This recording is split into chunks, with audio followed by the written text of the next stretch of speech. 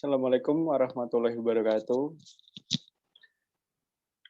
Selamat pagi, teman-teman.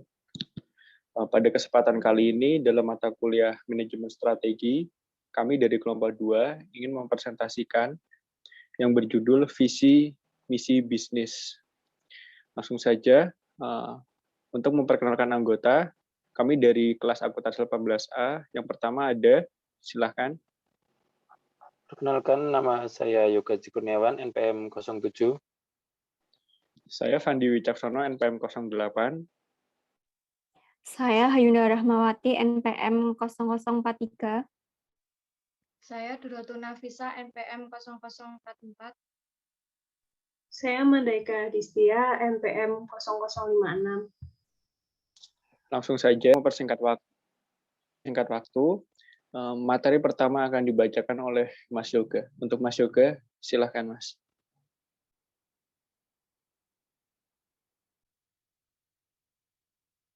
Untuk materi yang pertama, yaitu definisi strategi corporate. Next. Menurut Collis dan Montgomery, strategi corporate didefinisikan sebagai cara perusahaan menciptakan nilai melalui konfigurasi dan koordinasi aktivitasnya di berbagai pasar. Strategi corporate berbeda dengan strategi bisnis maupun strategi fungsional. Strategi corporate berhadapan dengan isu pada bisnis apa saja corporate perlu masuk atau ketika berkompetisi dan bagaimana menciptakan nilai atau berbagai bisnis yang ada dalam korporasinya. Strategi corporate berkaitan dengan ruang lingkup korporasi, meliputi rantai nilai industri, produk dan jasa, serta wilayah geografis. Next.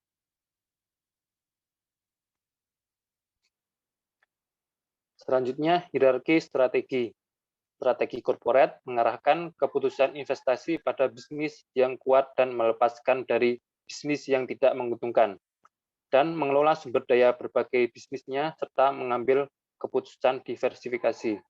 Di dalam hierarki ini terdapat 3 poin. Yang pertama, strategi corporate itu diartikan sebagai bisnis apa yang sedang kita hadapi. Yang kedua ada strategi bisnis, merupakan bagaimana cara berkompetisi pada setiap bisnisnya. Yang ketiga ada strategi fungsional, merupakan bagaimana cara untuk mendukung setiap strategi bisnisnya. Next.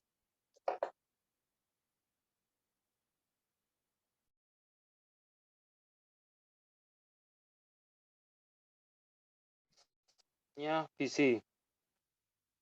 Mengapa suatu perusahaan perlu statement visi? Visi merupakan jati diri yang membedakan perusahaan dengan perusahaan lain. Keberadaan visi diperlukan bagi korporat untuk mengeliminasi kemungkinan adanya orientasi yang salah dan memberikan arah kemana.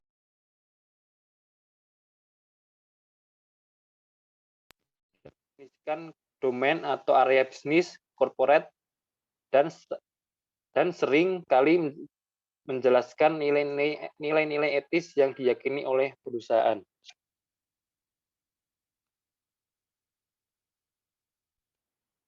Next. Selanjutnya ada tujuan dan objektif. Setelah perusahaan menyetuskan visi, selanjutnya perusahaan memerlukan tujuan dan sasaran. Tujuan dan sasaran menjadikan batu pijakan untuk sesuatu yang lebih besar di masa depan.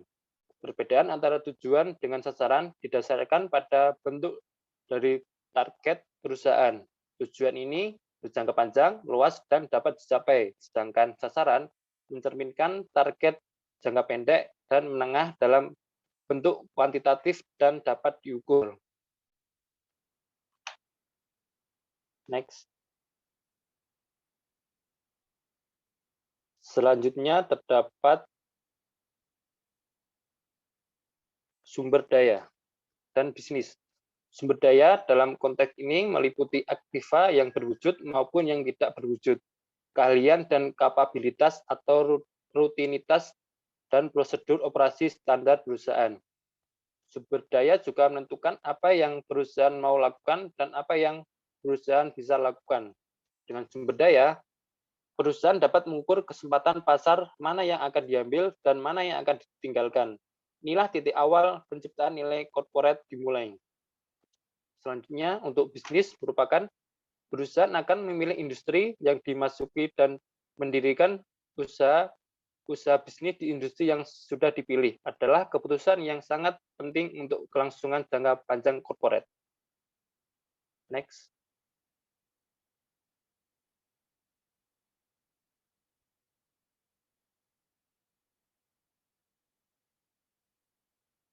Selanjutnya ada struktur, sistem, dan proses.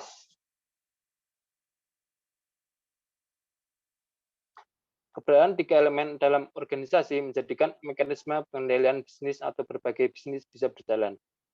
Struktur mencerminkan bagaimana corporate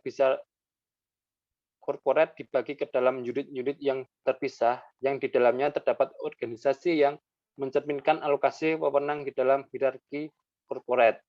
Untuk sistem merupakan sekumpulan kebijakan dan rutinitas formal yang mengatur perilaku organisasi dari perencanaan sampai evaluasi. Sedangkan proses menjelaskan elemen informal atau formal aktivitas organisasi, jaring hubungan interpersonal yang menyertai aliran kerja dalam perusahaan. Bisa dibayangkan jika tidak ada sistem pengajuan, misalnya apa yang terjadi pada unit bisnis yang ada di corporate. Mengingat dalam corporate terdapat lebih dari 1 unit bisnis, maka pengendalian berbagai unit itu menjadi sangat penting agar keunggulan corporate dapat direalisasikan. Next.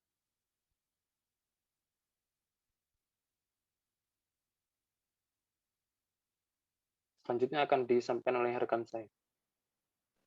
Selanjutnya ada keunggulan corporate. Nah, jika kelima elemen yang sudah disebutkan di atas tadi secara harmonis berjalan bersama sebagai sebuah sistem penciptaan nilai melalui aktivitas di berbagai pasar, keunggulan korporat akan terrealisasi, di mana keunggulan korporat ini bisa dirumuskan atau diformulasikan sebagai berikut. Keunggulan korporat sama dengan F, kualitas elemen-elemen secara internal dan eksternal konsisten dan saling menguatkan. Setiap unit bisnis yang dimiliki korporasi karena berhasil memanfaatkan afiliasinya dengan korporasi mampu mengalahkan pesaing di setiap industri yang ada. Sedangkan korporat dengan kemampuannya menyediakan dukungan sumber daya, misalnya kompetensi yang hebat dan biaya modal yang kecil makin memperkokoh posisi penciptaan nilai. Korporat hanya dibenarkan memiliki berbagai unit bisnis hanya jika menciptakan nilai. Korporat hanya dibenarkan memiliki berbagai unit bisnis hanya jika menciptakan nilai. Apabila tidak menciptakan nilai, maka sebaiknya unit bisnis tersebut berdiri sendiri atau ikut berafiliasi dengan korporat lain.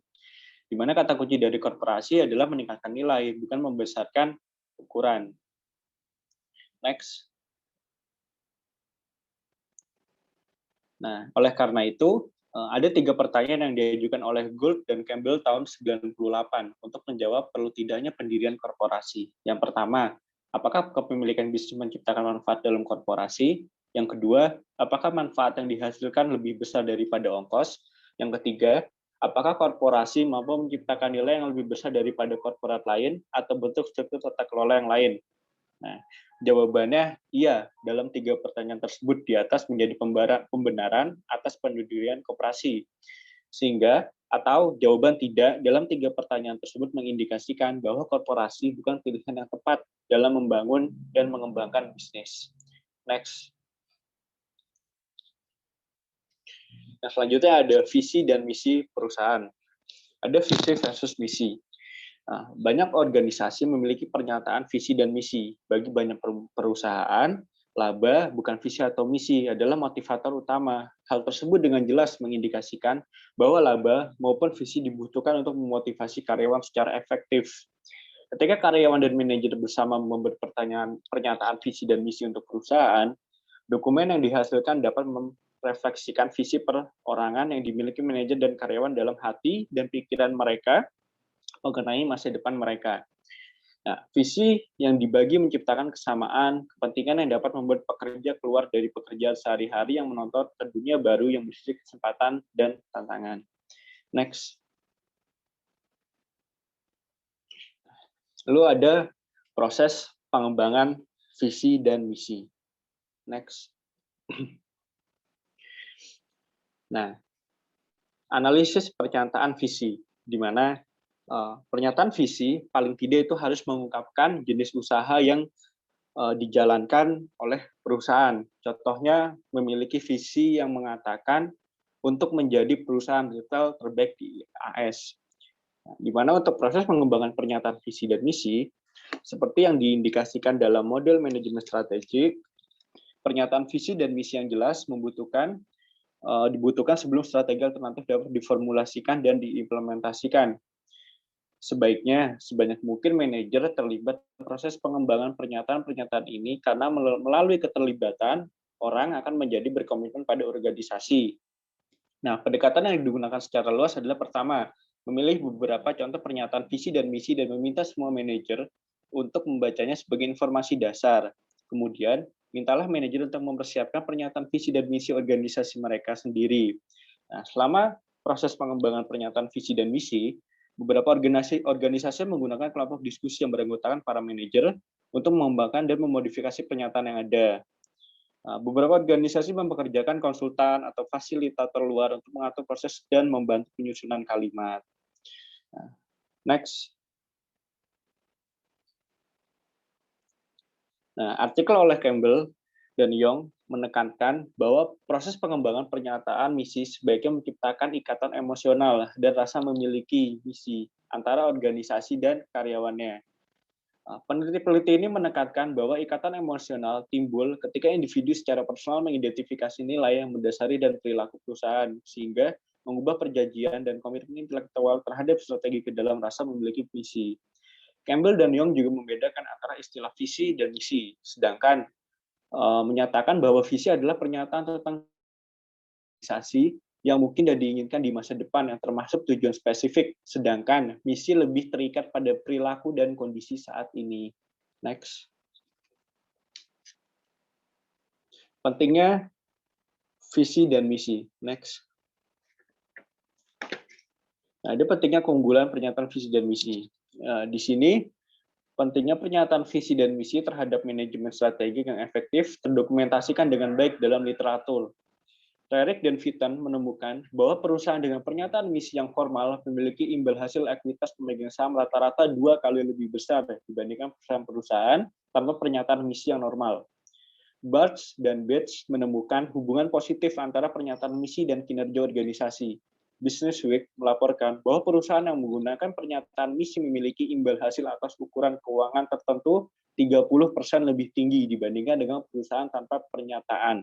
Namun, beberapa studi menemukan bahwa memiliki pernyataan misi tidak secara langsung berkontribusi positif terhadap kinerja keuangan. Next. Nah, resolusi untuk pandangan berbeda. Nah, keuntungan lain mengembangkan pernyataan misi yang komprehensif adalah bahwa pandangan yang berbeda di antara para manajer dapat diungkap dan diselesaikan melalui proses. Nah, pernyataan visi dan misi merupakan kendaraan yang efektif untuk berkomunikasi dengan pemangku kepentingan internal dan eksternal. Pernyataan visi dan misi mengungkapkan ekspektasi perusahaan secara internal di antara semua manajer dan karyawan. Untuk konstituen eksternal, pernyataan visi dan misi menguntungkan komitmen jangka panjang terhadap tindakan yang beretika dan bertanggung jawab dalam menyediakan produk atau jasa untuk pelanggan. Next. Untuk selanjutnya akan dibacakan oleh Mbak Hayunda. Yang selanjutnya adalah mengenai karakteristik pernyataan misi. Next. Karakteristik pernyataan misi yang pertama terdapat deklarasi sikap, yang mana pernyataan misi lebih dari pernyataan detail spesifik. Hal tersebut merupakan deklarasi sikap dan pandangan. Hal ini biasanya luas cakupannya karena terdapat 2 alasan. Yang pertama, pernyataan misi yang baik memungkinkan dihasilkannya dan dipertimbangkannya sejumlah tujuan dari strategi tanpa melemahkan kreativitas manajemen. Kemudian terlalu spesifik akan membatasi potensi pertumbuhan kreatif untuk organisasi. Namun, pernyataan yang terlalu umum yang tidak mengecualikan strategi alternatif apapun dapat menjadi disfungsional.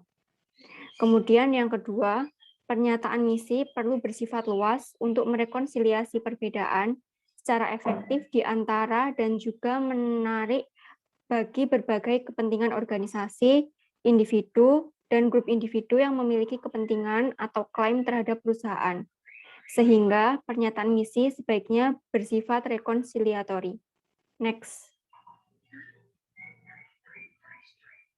Kemudian yang kedua terdapat orientasi pelanggan, di mana pernyataan misi yang baik menjelaskan tujuan pelanggan, produk atau jasa, pasar, filosofi, dan teknologi dasar organisasi tersebut. Kemudian pernyataan misi yang baik mencerminkan antisipasi terhadap pelanggan, daripada mengembangkan produk yang kemudian mencoba untuk menemukan pasar filosofi operasi organisasi, sebaiknya dapat mengidentifikasi kebutuhan pelanggan, kemudian memberikan produk atau jasa untuk memenuhi kebutuhan tersebut. Pernyataan misi yang baik mengidentifikasikan manfaat produk untuk pelanggannya. Next. Kemudian yang selanjutnya dalam karakteristik pernyataan misi terdapat komponen-komponen pernyataan misi. Pernyataan misi dapat bervariasi dalam panjang, isi, format, maupun spesifikasinya. Sebagian besar praktisi dan akademisi manajemen strategik beranggapan pernyataan misi yang efektif tersebut mencakup 9 komponen, yaitu yang pertama, lingkup luasnya, tidak termasuk jumlah angka, persentase, rasio, atau tujuan moneter. Kemudian yang kedua, panjangnya kurang dari 250 kata. Yang ketiga, menginspirasi. Kemudian yang keempat, mengidentifikasi kegunaan produk perusahaan.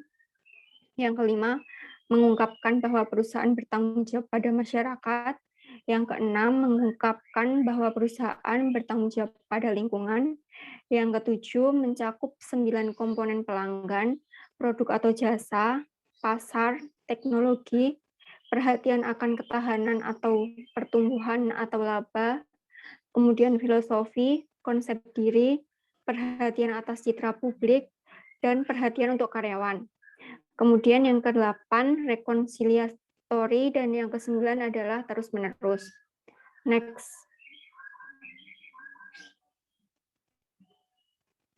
Kemudian menulis dan mengevaluasi pernyataan misi. Mungkin menulis dan mengevaluasi pernyataan misi cara terbaik untuk mengembangkan kemampuan menulis dan mengevaluasi pernyataan misi adalah dengan mempelajari misi secara aktual. Oleh karena itu, pernyataan misi yang disajikan harus dievaluasi berdasarkan 9 komponen yang diinginkan. Kemudian angka-angka yang disajikan dalam setiap pernyataan mengungkapkan komponen apa yang termasuk dalam dokumen masing-masing tersebut. Kemudian tidak ada satupun pernyataan misi yang terbaik bagi organisasi tertentu. Sehingga penilaian yang baik diperlukan dalam mengevaluasi pernyataan misi. Kemudian idealnya suatu pernyataan akan memberikan lebih banyak daripada sekedar pencantuman sederhana dalam kalimat tunggal seperti kata produk ataupun kata karyawan terkait dengan komponen masing-masing, karena pernyataan itu sebaiknya adalah informatif, menginspirasi, terus-menerus, dan memotivasi pemangku kepentingan untuk bertindak. Next. Kemudian materi selanjutnya akan disampaikan teman saya dengan beberapa perspektif mengenai visi dan misi. Next.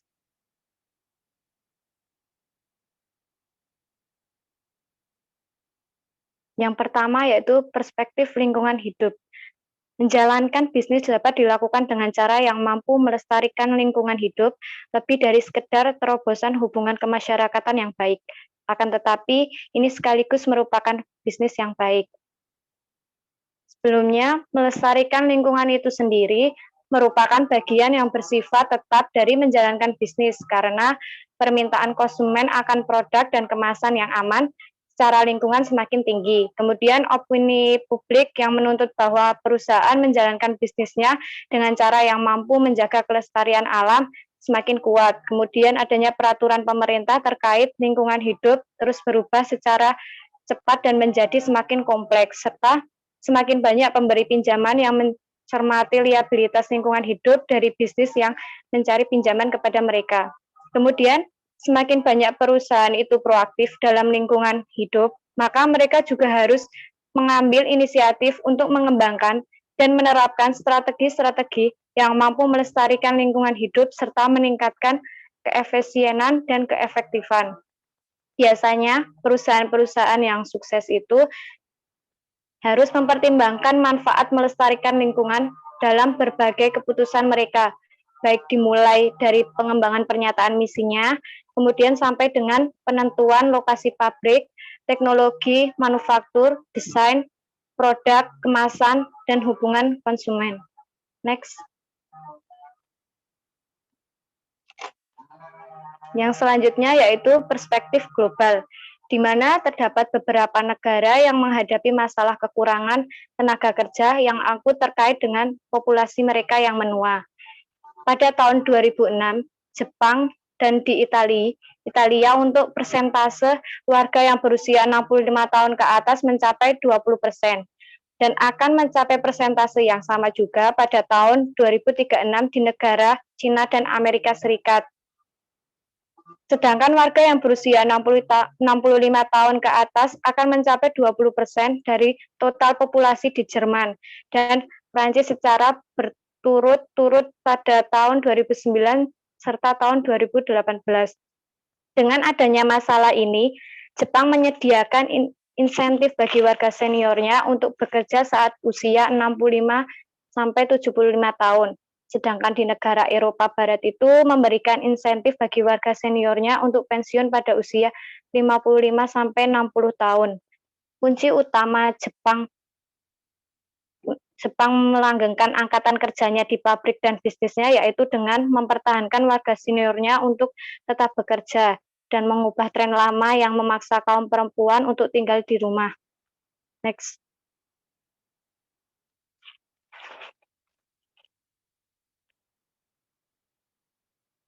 Next. Masih di lingkup perspektif global, cara mengatasi masalah terkait dengan masyarakat yang menua itu harus dipertimbangkan oleh banyak negara di seluruh dunia. Pemerintah Jepang secara bertahap mengubah masa pensiun seseorang dari usia 60 tahun menjadi 65 tahun, dan premi asuransi yang dibayarkan oleh pekerja Jepang naik sementara untuk upah yang diterima pekerja Jepang mengalami penurunan. Hal ini tidak seperti di Amerika Serikat karena di negara Jepang tidak memiliki hukum yang menentang diskriminasi berdasarkan usia. Utang nasional Jepang yang sangat besar, yaitu 175% dari produk domestik bruto (PDB) atau Gross Domestic Product (GDP) dibandingkan dengan 65% untuk Amerika Serikat sulit untuk diturunkan dengan populasi yang menurun karena Jepang memiliki lebih sedikit wajib pajak. Dengan ini peningkatan produktivitas pekerja di Jepang tidak sanggup untuk mengimbangi penurunan dalam jumlah pekerja yang ada, sehingga mengakibatkan penurunan dalam produksi ekonomi secara keseluruhan. Contohnya itu kebanyakan negara Jepang tidak melihat imigrasi sebagai cara terbaik untuk memecahkan permasalahan ini. Maka dari itu, dalam meningkatkan ekonomi negara Jepang agar tetap tumbuh, maka warga Jepang itu harus meningkatkan persentase pekerja asing. Next. Materi yang selanjutnya akan dijelaskan oleh teman saya. Selanjutnya ada artikel Crafting Strategy dari Henry Mintzberg tahun 2001. Strategi tidak hanya rencana untuk masa depan, tetapi juga dibentuk sekitar pola dari masa lalu. Kunci untuk menyusun strategi adalah hubungan yang mendalam antara pikiran dan tindakan.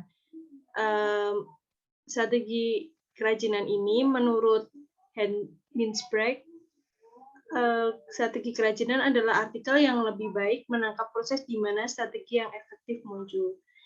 Di mana Mintzberg menggunakan analogi tentang manajer yang menjadi pengrajin dan strategi sebagai tanah liat mereka. Jadi, manajer menyatukan pengetahuan dari masa lalu, kemampuan perusahaan, dan masa depan peluang pasar. dan mana strategi ini bisa muncul secara tiba-tiba dan tidak direncanakan, karena strategi ini bisa bentuk inovasi sehingga mendapatkan keunggulan bagi perusahaan. Strategi itu sendiri adalah tanggung jawab setiap orang dalam organisasi, bukan hanya orang-orang di posisi kepemimpinan. Ketika seorang manajer mengelola strategi, mereka melakukannya dengan mengelola stabilitas organisasi. Elemen penting dalam mengelola strategi adalah mengenali pola dan membantu mereka berkembang. Mintzberg menggunakan argumen logis ketika membandingkan Potat dengan manajer. Artikel ini membahas isi strategi dan menyentuh tentang beberapa proses yang harus dilakukan. Perasaan manajer terhadap cara organisasi seharusnya berjalan dapat menghasilkan serangkaian keputusan dari mana sebuah strategi dapat muncul. Strategi bukan hanya rencana untuk masa depan yang disengaja, tetapi dapat muncul seiring waktu ketika perusahaan merespon tekanan di lingkungan operasi sehingga terdorong untuk berinovasi. Jadi terbiasanya strategi itu muncul karena hal-hal yang pengalaman masa lalu yang telah dialami oleh perusahaan, sehingga perusahaan itu terbiasa untuk membentuk suatu strategi, yang mana strategi itu bisa muncul secara tiba-tiba karena kondisi yang berubah, seperti ketika kondisi pandemi ini kan belum pernah ada sebelumnya, dan ketika pandemi ini ada, maka perusahaan berusaha untuk mempertahankan usahanya dengan mungkin merubah misi dari perusahaan itu tersebut. Beberapa pandangan tentang strategi oleh Mintzberg itu sendiri, yaitu yang pertama ada perencanaan strategis formal saja tidak cukup untuk menjelaskan perkembangan strategi oleh manajer. Tetapi pengetahuan intuitif dan perasaan bagi perusahaan memungkinkan manajer untuk membuat keputusan kreatif dari mana strategi inovatif muncul. Jadi seperti yang dijelaskan pada materi yang kemarin, itu tentang konsep manajemen strategi, yang mana strategi itu bisa muncul dari intuitif dan pemikiran orang-orang hebat dalam membuat keputusan strategi itu sendiri. Strategi payung yang mana manajer senior menetapkan pedoman yang luas dan meninggalkan spesifik kepada orang lain dalam organisasi, sehingga menghasilkan strategi yang muncul dengan sengaja. Strategi proses yang mana manajemen mengontrol proses pembentukan strategi sambil meninggalkan konten yang sebenarnya kepada orang lain ke dalam hierarki organisasi. Strategi yang muncul secara disengaja sangat penting dalam bisnis yang membutuhkan keahlian dan inovasi yang hebat. Mintzberg menolak pandangan konvensional bahwa perubahan harus berkesinambungan dengan organisasi beradaptasi sepanjang waktu, tetapi menjelaskan bagaimana perubahan strategi terjadi dalam revolusi strategi diikuti oleh periode stabilitas di mana perubahan hanya bersifat marginal. Untuk selanjutnya ada The Craft of Strategy, Special Issue Introduction by the Quest Editor, Richard Wintington and Ludovic Kauliet tahun 2008. Crafting itu not planning. Jadi kerajinan itu tidak direncanakan. Strategi lebih terbentuk melalui pengalaman daripada diformulasikan pada awal. Dalam jangka panjang, strategi seperti pola perilaku yang dipelajari paling baik dipahami dalam retrospeksi sebagai lawan dari rencana ambisius yang diproyeksikan ke masa depan. Jadi strategi itu muncul dari pengalaman-pengalaman organisasi yang akan membentuk suatu strategi yang baru. Jadi kalau misalnya perusahaan itu lebih lama dalam industri, maka perusahaan itu dapat membuat strategi secara inovasi. Jadi lebih ke pengalaman-pengalaman yang telah dialami oleh perusahaan. Selanjutnya, Next Generation Planning Research. Jadi, berdasarkan artikel dari Crafting Strategy dari Henry Mintzberg sendiri itu, diharapkan penelitian selanjutnya itu, hal yang penting dari penelitian itu tentang perencanaan strategi harus memperhatikan fenomena itu sendiri. Implikasi dari bentuk organisasi baru yang terdesentralisasi dan berjejaring, sarana komunikasi elektronik baru, dan penyebaran pendidikan bisnis formal di hampir semua jajaran manajerial hampir tidak diperhitungkan. Jadi secara tradisional, penelitian strategi lebih banyak memperhatikan strategi di mana properti organisasi. Hubungan yang diduga antara kinerja dan arah perencanaan seperti kosong tanpa mengetahui praktik yang sebenarnya. Sehubungan dengan perencanaan strategis, sosiologi praktik akan menimbulkan terkait pertanyaan seperti ketepatan penggunaan perencanaan strategi, pihak yang tepat melakukan perencanaan, penerapan jenis alat apa yang digunakan dalam strategi, dan dari perspektif praktik itu sendiri, sulitnya menelusuri dampak langsung perencanaan terhadap kinerja atau arah organisasi, tidak sepenting fakta bahwa hal itu masih dilakukan dan dilakukan secara luas, sehingga perencanaan strategi tidak mudah dipahami dari luas, tetapi harus ditarik dengan baik. Apresiasi atas kinerja yang dimulai dengan perencanaan strategis bagi kinerja, daripada langsung ke konsekuensi ekonomi dan organisasi dari kinerja itu dapat menginformasikan penelitian tentang ekonomi dan tujuan. Yaitu yang pertama, manfaat ekonomi atau kerugian dari perencanaan strategis akan lebih mungkin ditangkap melalui jenis pemahaman yang bernuansa tentang jenis perencanaan strategi. Berbagai kondisi yang mana dioperasikan, bahwa perspektif praktik harus dapat menjadikan solusi. Perspektif praktik dapat membantu menghidupkan kembali beberapa pertanyaan penelitian tradisional perencanaan strategis. The STEM issue, yang mana masalah ini bertema untuk berkontribusi pada pemulihan perencanaan strategi dalam penelitian dan pengajaran akademik. Isu bertema ini berasal dari konversi The Craft of Strategy yang diadakan di Institute the Administration des Entreprises University of Toulouse pada Mei tahun 2006. Berikut ini pandangan tentang perencanaan strategi berdasarkan dari artikel-artikel, yaitu artikel dari Ocasio dan Joseph tentang pengembangan perencanaan strategi di General Electric. Perencanaan didemonstrasikan jauh dari kaku dan birokratis, tetapi berpotensi sebagai kendaraan dinamis untuk pembelajaran dan perubahan organisasi. Artikel Girardeo tentang Draft of Strategy, dan Heraclus dan Jacob.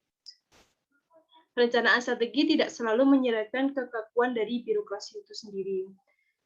Nordqvist dan Mellin meneliti peran konsultan sebagai eksternal dalam usaha kecil dan menengah yang mana mengambil argumen asli Mintzberg dan mengusulkan bahwa konsultan semacam itu bukan sekadar pemikir dana analis strategi, tetapi pengrajin sosial yang harus bekerja erat dan sensitif dengan materi manusia, sehingga bisa saja membutuhkan bantuan konsultan untuk membuat dari kata-kata dari strategi atau misi bagaimana mengimplementasikannya nanti.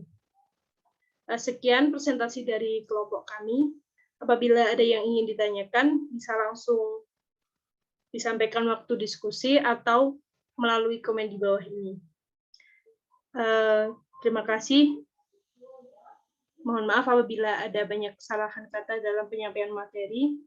Wassalamualaikum warahmatullahi wabarakatuh.